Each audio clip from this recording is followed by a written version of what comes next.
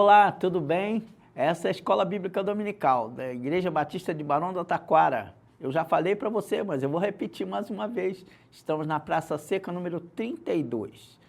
O templo da nossa igreja fica bem em frente à estação do BRT da Praça Seca. Quando você quiser, você é muito bem-vindo aqui. Se vier de carro, é fácil também chegar.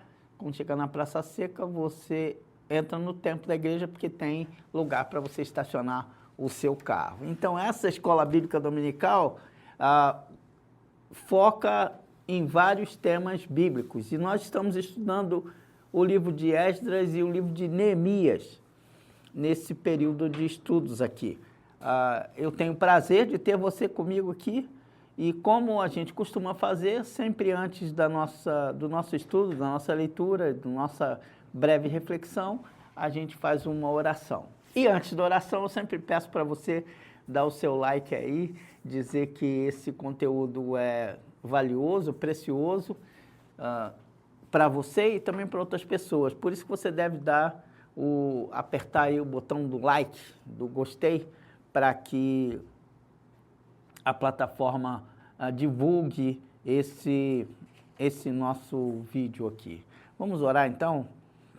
Ó Deus, nós te pedimos, e pedimos em nome de Jesus, que o Senhor nos ensine, que o Senhor nos oriente e que o Senhor esclareça para nós as grandes virtudes na vida desse teu servo chamado Neemias. Nós te oramos assim, em nome de Jesus. Amém. Amém, amém, querido. Já deu seu like? Se não deu seu like, é a hora de dar o seu like. Chegamos agora à experiência de Neemias. Quem é esse Neemias? A palavra Neemias significa Jeová consola. Neemias é um homem que nasceu no cativeiro, durante o cativeiro babilônico. Então, nasceu naquele período de 70 anos do cativeiro babilônico. E Neemias é das pessoas que foram destacadas dentro do Império Babilônico e depois também do Império Persa. Isso aconteceu com Daniel, isso aconteceu com Mardoqueu e Esther, e isso aconteceu com várias pessoas. Mas Neemias era muito proeminente no seu lugar de trabalho. Neemias era copeiro do rei. Você pode abrir lá, nós estamos falando tudo o que está registrado em Neemias capítulo 1. Então você já sabe quem é Neemias e o que ele faz. Ele é copeiro do rei. O que fazia um copeiro do rei? O copeiro era o cara que provava o vinho real. Por quê? Se o vinho tivesse envenenado, ele seria a primeira pessoa a morrer. Então, esse provador de vinho, esse copeiro do rei, era uma pessoa em que o rei confiava e uma pessoa que o rei travava um relacionamento de intimidade. Isso parece uma coisa simples, mas não é simples dentro da estrutura daquele império babilônico e agora do Império Persa. Por que que não é simples? Porque existiam muitas tramas, muitas manifestações negativas, e o rei era uma pessoa que tinha uma vida muito isolada das outras pessoas, só por umas questões políticas. É só você lembrar lá o que diz o livro de Esther, que até a esposa dele tinha que chegar perto dele com permissão, ele tinha que levantar o cetro e liberar para que ela se aproximasse. Imagine um cara que convive com o rei sempre, que é o copeiro, então o rei o conhecia profundamente. Por que eu fiz toda essa introdução para falar de Neemias? Porque nós precisamos entender bem o que foi o cativeiro babilônico para esse povo ali. Na primeira leva que eles saem com o decreto do Ciro, quando a gente viu Esdras capítulo 1, saem Zorobabel, Jesua e muita gente volta para Jerusalém. E qual era a função, qual era o foco de Zorobabel? O foco de Zorobabel e Jesua era reconstruir o templo do Senhor. Anos depois, muitos anos depois, aparece Esdras, que qual era agora o foco de Esdras? O templo já estava reconstruído. Qual era o foco do Esdras? Era transformar aquelas paredes, aquela construção, aquela edificação na religião restaurar a religião judaica. Então, um tem uma função mais prática, que era Zorobabel, da reconstrução, e Esdras tinha uma função mais de edificação de toda a religiosidade judaica. E Neemias, vamos ler, e você vai entender bem, lendo o texto bíblico, o que aconteceu com Neemias. É bom também enfatizar que aqui em Neemias você vai ver que ele conta a história. Logo no começo, Neemias capítulo 1, versículo 1, diz assim: palavras de Neemias, filho de Acalias. No mês de Quisleu, no 20º ano, enquanto eu estava na cidade de Suzã, Anani, um dos meus irmãos, veio de Judá com alguns outros homens, e eu lhes perguntei acerca dos judeus que restaram, os sobreviventes do cativeiro, e também sobre Jerusalém. E eles me responderam: aqueles que sobreviveram ao cativeiro e estão lá na província passam por grande sofrimento e humilhação. O muro de Jerusalém foi derrubado e suas portas foram destruídas pelo fogo. Neemias vai falar no verso 4. Quando ouvi essas coisas, sentei-me e chorei. Passei dias lamentando-me, jejuando e orando ao Deus dos céus. Então eu disse, e aí vem a oração de Neemias. Olha que coisa interessante. O rei estava passando um tempo na cidade de Suzã. Fala o mês aí, e o mês provavelmente era um mês de novembro, e era um período de muito frio naquela região, entre novembro e dezembro, diz aí no capítulo 1, quando ele menciona o mês. Por que é importante a gente saber disso? Porque era o período de férias, vamos dizer assim, de relaxamento, de tranquilidade para o rei. Ele não se ocupava tanto com as questões do reino, mas ele tirava férias, mais ou menos isso que acontece com esse período em que Neemias está ali com o rei. Ele recebe a visita de Anani, um homem chamado Anani, e também de outros irmãos. E Neemias, a gente vê o interesse de Neemias pelo seu povo, pela sua gente, pela sua terra. Ele vai perguntar como é que estão os nossos irmãos lá que retornaram, porque todo mundo sabia que eles iam retornar. Por quê? Por causa da profecia de Jeremias, que o cativeiro ia durar 70 anos. Mas algumas pessoas estavam estabilizadas lá na Babilônia e na Pérsia e não tinham por que voltar. Um desses era Neemias. Mas quando ele fica sabendo que eles estão passando por grande sofrimento, grande humilhação, ele chora e ele ora pedindo a Deus pelo seu povo. Você entende muito bem do que a gente está falando quando comenta sobre Neemias aqui. Porque, às vezes, a gente fica longe das pessoas que a gente ama, mas a gente não deixa de gostar mesmo estando à distância, não é? Aí você pode fazer uma ligação, você pode saber como a pessoa está, e sempre que a pessoa está sofrendo do outro lado, você sofre do lado de cá. Mas isso não era só uma questão de sangue de Neemias. Neemias tinha uma questão religiosa, tinha uma questão de aprendizado, e ele temia a Deus da mesma forma como aquelas pessoas que voltaram para Jerusalém. Ele fica muito triste com isso e ele faz uma oração. E eu já disse para você, e vou repetir algumas vezes durante esse nosso estudo aqui, que o livro de Neemias é um case de administração e de sucesso na administração. Também o Neemias está naquela subdivisão de escritos, que são, na verdade, livros que ensinam a gente a viver. Neemias é uma grande aula de como devemos nos comportar como líderes, como servos de Deus, que tem um propósito pela frente. Agora vamos ler a oração de Neemias. Neemias capítulo 1, versículos 5 e diante. Então eu disse: Senhor, Deus dos céus, Deus grande e temível, fiel à aliança e misericordioso com os que te amam e obedecem os teus mandamentos.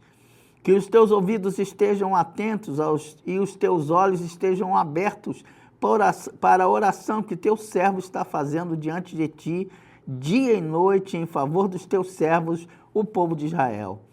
Confesso os pecados que nós, os israelitas, temos cometido contra ti. Sim, eu e meu povo temos pecado. Agimos de forma corrupta e vergonhosa contra ti. Não temos obedecido aos mandamentos, aos decretos e às leis que deste ao teu povo, ao teu servo Moisés. Lembro-me agora do que disseste a Moisés, teu servo. Se vocês forem infiéis, eu os espalharei entre as nações. Mas se voltarem para mim, obedecerem os meus mandamentos e os puserem em prática, mesmo que vocês estejam espalhados pelos lugares mais distantes debaixo do céu, de lá eu os reunirei e os trarei para o lugar que escolhi para estabelecer o meu nome. Estes são os teus servos, o teu povo. Tu os resgataste com teu grande poder e com teu braço forte. Senhor, que os teus ouvidos estejam atentos à oração deste teu servo e à oração dos teus servos que têm prazer em temer o teu nome. Faze com que hoje esse teu servo seja bem-sucedido, concedendo-me a benevolência deste homem, concedendo-lhe a benevolência deste homem. Aí termina dizendo, nesta época eu era copeiro do rei. Bem, a gente pode aprender algumas coisas aqui e eu quero destacar algumas coisas aqui com você. Neemias, sendo copeiro de Artaxerxes, ele tinha muita experiência na questão administrativa. Mas toda a formação e todo o conhecimento que ele tinha, administrativamente falando, era pouco diante do temor que Neemias tinha do Senhor. Quando ele descobre que o povo está lá sofrendo e que ele é a pessoa capacitada para ajudar aquele povo, ele não fala, eu vou lá e vou resolver. Não, ele não é assim que Neemias age. Ele fica quieto, procura um canto e ora. Neemias ora ao Senhor. Eu não sei qual é a sua questão, qual é o seu problema hoje, mas eu acho que a gente erra porque a gente ora pouco. E aqui a gente vê na oração de Neemias a forma de intimidade que Neemias tem com o Senhor. Ele vai falar da triste situação que estão vivendo, ele vai dizer quem é o Deus dos céus, quem é o Senhor que administra e que sabe tudo a respeito deles. E ele vai também deixar muito claro que ele conhece muito a palavra do Senhor. 7 coisas eu quero dar destaque com você aqui na oração de Neemias. Número 1 é o conhecimento da necessidade de renovação do povo. Ele sabe que o povo pecou, ele sabe o que está acontecendo através da informação que ele recebeu de Anani e das outras pessoas, mas ele toma conhecimento e ele vai, então, sentir-se fragilizado com a informação que ele recebe. Mas ele não fica com a fragilidade, ele vai procurar quem é que o pode consolar, quem é que ele pode procurar nesse momento. Quem é que você procura no momento de dor, de angústia, de insegurança, de incerteza, que você tem que tomar uma decisão? Neemias procurou o Senhor. Eu acho que nós devemos fazer o mesmo. A segunda coisa, são 7, a segunda coisa que eu quero destacar aqui nessa oração de Neemias é a reverência que ele tem ao Senhor. Veja como ele trata o Senhor. Ele não fala como as pessoas às vezes falam por aí, paizinho, com tanta intimidade, mas ele fala, o Senhor é o Deus dos nossos pais, o Deus dos céus, o Deus da nossa história. Ele conhece o Deus a quem ele teme. Muitas vezes a gente faz de conta que tem um relacionamento com Deus, mas quando nós oramos, nós denunciamos se conhecemos mesmo o Senhor ou não. E quando nós colocamos o nosso coração contrito diante do Senhor, Ele sempre ouve a nossa oração.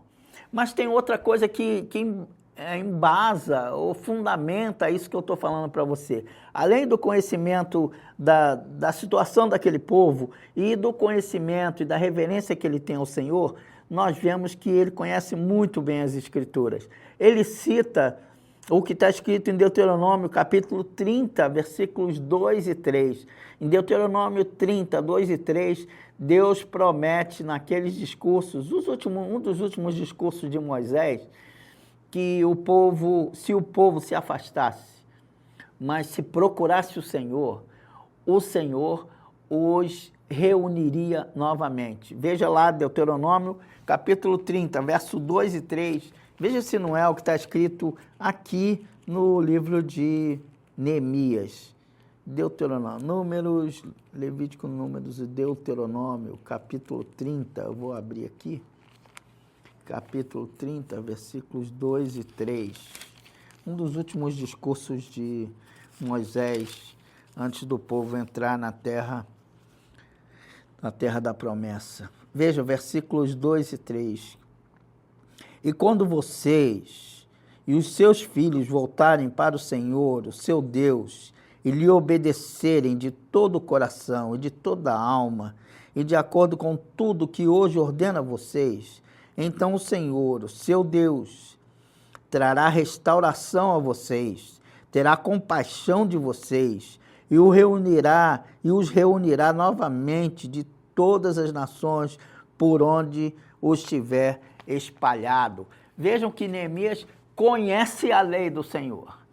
Então, algumas vezes a gente busca o Senhor, mas não conhece o caráter de Deus e não conhece os ensinos de Deus. E como você está aqui no estudo da Escola Bíblica Dominical, eu acredito que você, se não conhece, quer conhecer os valores, os princípios e os ensinos de Deus. A gente estuda a Bíblia para conhecer o caráter de Deus, o jeito dele agir e como ele agiu ao longo da história. Neemias conhecia a história. Neemias conhecia o problema, Neemias reverenciava o Deus a quem servia, mas Neemias, por causa da reverência que tinha ao Senhor, conhecia a palavra de Deus. Quarto ponto que eu quero destacar na oração de Neemias é a confissão. Neemias não apenas fala ele não transfere a responsabilidade para os outros, porque ele nasceu também lá e se desenvolveu durante o cativeiro. E ele conseguiu uma posição privilegiada lá no Império Persa. Mas ele confessa aqui, ele fala que nós erramos, nossos pais erraram, nós erramos e nós precisamos pedir perdão. Neemias sente a informação, mas ele confessa, ele se inclui no projeto de Deus. Ele não se destaca dos demais, mas ele faz parte de todo o povo de Deus. Então, primeiro, conhecimento do Deus da necessidade daquele povo. Segundo, a reverência a esse Deus a quem ele serve. Terceiro, conhecimento das Escrituras. Quarto, a confissão genuína que parte do coração. O quinto, coisas que eu percebo aqui, é que Neemias ele tem uma característica muito interessante. Ele persiste em pedir, ele insiste, ele bate na porta, como fala o Novo Testamento, ele bate na porta e insiste diante de Deus. Isso não foi só uma oração, isso é um compêndio das orações de Neemias. Você vai ver, começando a ler o capítulo 2, você vai ver que por 4 meses ele ficou nessa situação de quebrantamento diante de Deus, procurando a vontade do Senhor. Ele pede, ele persiste em pedir ao Senhor, em humilhar-se diante do Senhor, e esse é um grande ensinamento para mim. Às vezes a gente fica pedindo as coisas para Deus e esquece do que pediu. Neemias não esquece. E você que está machucado, você tem um filho longe ou você tem alguém distante de você, você deve continuar pedindo ao Senhor para colocar diante dele o que passa no seu coração. Se você também tem um projeto, um sonho. Coloca esse sonho diante do Senhor. Ele vai referendar ou não, mas cabe a nós que tememos a Deus, confiarmos a Ele também o nosso futuro. Em sexto lugar, é muito interessante, Neemias agarra-se às promessas do Senhor. Você vê na oração que Neemias confia no que Deus promete. Neemias não cita o texto bíblico para jogar na cara de Deus. O Senhor falou isso? Não. Ele confia no caráter de Deus, ele conhece a Deus e ele depende de Deus, então ele se agarra às promessas de Deus. Algumas vezes nós esquecemos e nós, na verdade, nem conhecemos muito as promessas de Deus, mas a promessa de Deus é que Ele estaria conosco todos os dias até o final dos tempos. E a promessa de Deus é que não nos faltaria nada. Algumas vezes eu tenho muita dificuldade quando eu penso no futuro, mas Deus prometeu que estaria comigo quando o futuro chegasse. Eu orava assim quando tinha 17 anos e agora eu tenho mais de 60 e continuo orando do mesmo jeito. Por que eu não olho para o passado e percebo que se eu estou aqui é resultado da graça, da bondade, da misericórdia do Senhor? O mesmo Deus que esteve comigo ontem estará comigo amanhã, mas eu quero temer a Ele no dia de hoje. E é o que eu convido você a fazer. Em sétimo e último lugar, há um compromisso na oração de Neemias, há um compromisso dele com o Senhor. Ele se compromete a não apenas orar, mas se envolver no projeto de Deus. Se alguma coisa te incomoda na igreja, em casa, você é o responsável diante disso que te incomoda. Então a primeira coisa não é reclamar, é orar, pedir a Deus a orientação para você enfrentar o problema que está diante da sua frente. Assim nós descobrimos quem é líder e quem não é líder, quem é dependente de Deus e quem não é dependente de Deus.